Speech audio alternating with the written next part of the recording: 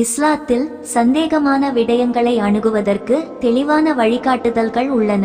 சந்தேகம் ஹலால் அல்லது ஹராம் தொடர்பானதாக இருந்தால் பின்வரும் நடைமுறைகளை பின்பற்றலாம்.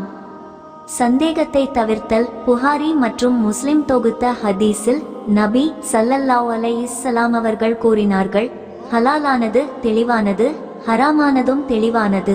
இவை இரண்டிற்கும் இடையே சந்தேகத்திற்குரிய விஷயங்கள் உள்ளன. அவற்றை பற்றி பலருக்கு அறிவு இருக்காது. எனவே சந்தேகத்திற்குரியவற்றை விட்டவர் தனது மார்க்கத்தையும் கண்ணியத்தையும் பாதுகாத்துக் கொள்கிறார். எனவே சந்தேகமான ஒரு விடயம் ஹராமாக இருக்கலாம் என்ற அச்சம் இருந்தால் அதை தவிர்ப்பது மிகவும் பாதுகாப்பானது.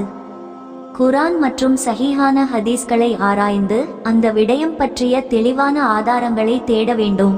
உதாரணமாக, உணவு சந்தேகமானதாக இருந்தால் அதன் பொருட்கள், தயாரிப்பு முறை ஆகியவற்றை சரிபார்க்க வேண்டும்.